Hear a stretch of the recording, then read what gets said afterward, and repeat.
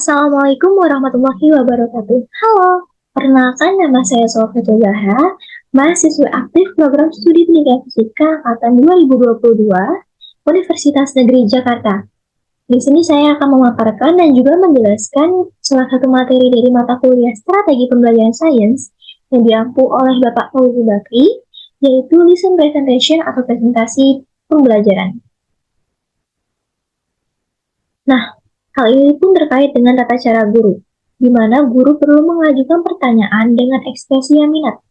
Guru perlu berkeliling kelas untuk memantau siswa. Guru perlu bersikap percaya diri, santai, memiliki tujuan, dan membangkitkan minat belajar siswa, serta memancarkan harapan positif tentang kemajuan siswa. Artinya, ketika guru masuk ke dalam kelas, guru harus menampakkan ekspresi yang ceria, yang senang, bukan sedang lagi sedih atau bad mood. Intinya guru harus menampakkan ekspresi yang sedang senang, ceria. Dan juga dalam kegiatan pembelajaran, guru tidak perlu terfokus kepada satu titik dia berdiri. Tapi guru sangat dianjurkan untuk berkeliling kelas, memantau setiap pekerjaan murid-muridnya. Dengan sikap yang percaya diri, santai, dan memiliki tujuan, serta itu semua akan mampu membangkitkan minat belajar siswa. Dan hasilnya, kemampuan positif, harapan positif, dan kemajuan positif itu akan terlihat. Serta didukung dengan sikap positif guru, di mana guru perlu memerlukan perencanaan yang baik, persiapan yang baik sebelum memulai pembelajaran. Guru juga perlu memastikan ucapannya itu terdengar sangat jelas, terdengar lancar. Dan guru juga perlu menjaga kontak mata antara dirinya dengan siswanya. Serta guru, kontak mata ini perlu sangat dianjurkan untuk guru mengamati setiap sekeliling kelas. Dan sangat dianjurkan lagi, guru berdiri sesaat di tengah kelas. Seperti tadi, tidak hanya terfokus pada satu titik, tapi guru dianjurkan untuk berdiri di tengah kelas atau di depan kelas dengan posisi yang tegak, dengan memancarkan aura percaya dirinya. Selanjutnya adalah eksposisi, di mana guru perlu menginformasikan, menggambarkan, dan menjelaskan dengan adanya kontribusi siswa. Dalam hal ini diperlukan adanya perkataan yang keluar dari mulut siswa. Entah itu siswa mengajukan pertanyaan dengan mengangkat tangan, siswa mengajukan pertanyaan dengan secara tiba-tiba mengajukan pertanyaan. Intinya dalam hal eksposisi ini diharapkan siswa ikut aktif dalam kegiatan pembelajaran. Jadi pembelajaran tidak hanya didominasi oleh guru saja. Kemudian memulai pembelajaran. Guru dapat menarik perhatian dan minat siswa dalam pelajaran dengan menunjukkan tujuan pembelajaran, menghubungkan pembelajaran dengan kehidupan sehari-hari, dan melakukan diskusi kelompok. Menghubungkan pembelajaran dengan kehidupan sehari-hari ini, jika dikaitkan dengan pembelajaran fisika itu bisa kita contohkan pada materi bandul. Dimana kalau zaman sekarang ya, yang lagi tren banget di kehidupan sehari-hari kita itu lato-lato. Jadi kita bisa mengimplementasikan permainan lato-lato itu dalam pembelajaran materi bandul. Yang selanjutnya bisa dibentuk kelompok diskusi supaya murid-murid juga dapat saling bertukar pikiran. Selanjutnya adalah penjelasan yang efektif, di mana guru ini perlu memberikan satu pertanyaan ke pertanyaan lainnya dengan bahasa yang tepat. Dan aspek ini sudah sangat jelas, sudah diklaim oleh Kerry tahun 2022 yang terdiri dari kejelasan, di mana guru menjelaskan pembelajaran dengan perkataan yang jelas, terstruktur, dengan durasi yang singkat, namun dapat dimengerti, memberikan perhatian tidak hanya terfokus kepada satu siswa saja, tetapi kepada semua siswa yang ada di dalam kelas. Menggunakan bahasa yang tepat, memberikan teladan yang baik, serta memperlihatkan dan menilai pemahaman dari setiap siswanya. Selanjutnya adalah keterampilan bertanya yang harus diterapkan oleh guru untuk mendorong pemikiran, pemahaman ide, fenomena, prosedur, dan nilai-nilai. Yang kedua, untuk memeriksa pemahaman siswa, pengetahuan dan keterampilan siswa. Yang ketiga, untuk menggerakkan guru agar menuju poin pengajaran. Keempat, untuk meninjau, merevisi, dan mengingat. Kelima, untuk manajemen dan menetap. Keenam, untuk mengajar melalui jawaban murid. Selanjutnya, untuk memberi kesempatan siswa menjawab, yang kemudian dapat mendorong murid untuk saling menyemangati. Selanjutnya, menarik siswa yang pemalu, menggali pengetahuan siswa, mengekspresikan perasaan, pandangan, dan empati kepada siswa. Nah, hal-hal sebelumnya itu tentu harus didukung dengan tugas akademik. Di antaranya adalah eksperimen. Biasanya dilakukan oleh pelajar pada siswa-siswi SMP SMA itu di laboratorium, baik itu fisika, kimia maupun biologi. Yang kedua, investigasi atau pemecahan masalah. Biasanya guru akan memberikan studi kasus, yang kemudian kasus itu harus dipecahkan oleh siswa-siswinya. Yang ketiga, permainan peran. Dalam hal ini dapat dicontohkan seperti permainan drama, di mana dalam gambar ada siswi yang menggunakan atribut dokter atau ala-ala perkantoran, ala-ala pembangunan seperti itu. Nah, hal ini juga perlu didukung dengan kegiatan kooperatif dengan tujuan untuk menggali ide siswa, mengembangkan keterampilan siswa, berkomunikasi siswa dengan jelas, dan bekerja sama siswa dalam tim.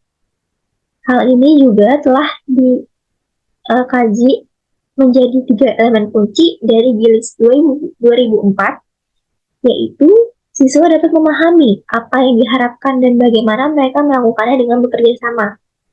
Yang kedua, tugas dapat difungsikan sebagai kontribusi untuk menyelesaikan dan membantu orang lain melakukan hal yang sama.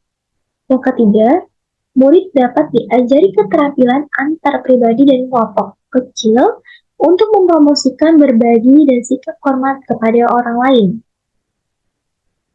Yang selanjutnya adalah giat belajar, di mana siswa akan diberi tingkatan otonomi dan kontrol nyata atas organisasi, perilaku, dan arah aktivitas pembelajaran yang sedang mereka jalani, yang sedang mereka pelajari, yang sedang mereka amati, dengan melibatkan pemecahan masalah atau studi kasus dan investigasi yang sifatnya individual atau kolaborasi kelompok kecil.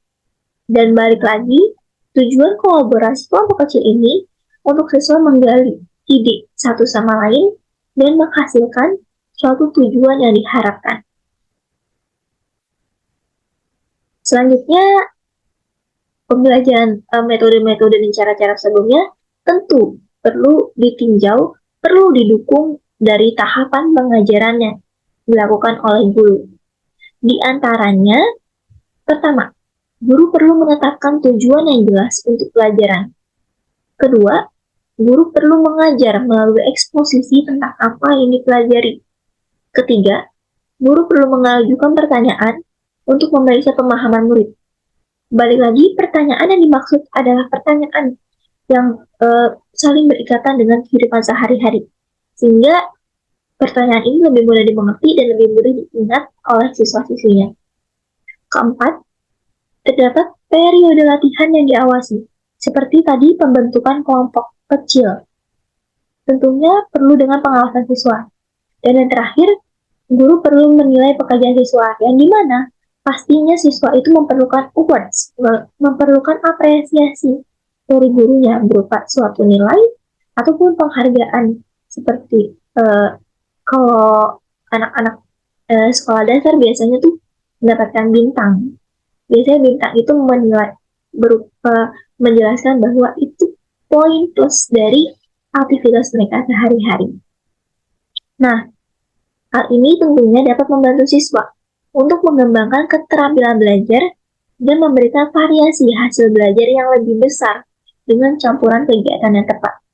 Jadi, walaupun banyak kegiatannya, walaupun banyak cara belajarnya, tapi pengembangan keterampilan belajar itu tetap satu tujuannya, tetap satu yang dihasilkan. Nah, keterampilan guru ini tentunya perlu mengetahui. Guru perlu mengetahui dan memahami peran rekan kerja untuk siswa dengan kebutuhan pendidikan khusus dan disabilitas serta kebutuhan pembelajaran individu lainnya. Jadi guru perlu memiliki keterampilan tersendiri untuk mendidik siswanya yang berkebutuhan khusus. Kedua, guru perlu mengetahui bagaimana cara efektif untuk mengajar bahasa Inggris, bahasa asing gitu, atau bahasa tambahan lainnya yang belum pernah diajarkan sebelumnya. Nah, selanjutnya adalah pencocokan yang terampil, di mana guru perlu memantau kemajuan siswanya, perlu menyampaikan harapan dari kualitas kerja dan kemajuan yang lebih tinggi dari hari-hari biasanya, perlu mempertimbangkan minat dan kebutuhan siswa, serta memberikan perhatian individu untuk memenuhi kebutuhan siswa. Dan untuk siswa yang les, guru perlu memberikan kesempatan untuk menilai kemampuan umum dan motivasi siswanya. Guru perlu mengidentifikasi kebutuhan siswanya. Guru perlu mengalihkan perhatian murid pada elemen yang diperlukan untuk menerapkan dan mengembangkan pemahaman siswa. Serta guru dapat memberikan arahan tentang peran dan kebutuhan, serta mendorong tindakan-tindakan interaktif yang akan dilakukan oleh siswanya. Nah, hal itu juga tentunya didukung dengan penggunaan sumber daya dan bahan yang diaplikasikan dalam kegiatan pembelajaran, dan juga penggunaan papan tulis dan proyektor, di mana papan tulis untuk menulis sebagai pengingat atau mencatat poin-poin penting, sedangkan proyektor untuk menghasilkan materi dengan efektif yang baik, dengan efek yang baik. Jadi materinya bisa tersampaikan dengan jelas, bisa diperlihatkan dengan jelas, tersusun rapi, dan terstruktur. Selanjutnya adalah skema kerja individual, di mana kemampuan guru dalam memaksimalkan waktu, kemampuan guru memastikan penggunaan sumber daya, kemampuan guru untuk mengatur pelajaran, penetapan prosedur yang harus dipatuhi oleh siswa, serta kemampuan guru untuk memastikan kelancaran kegiatan di kelas.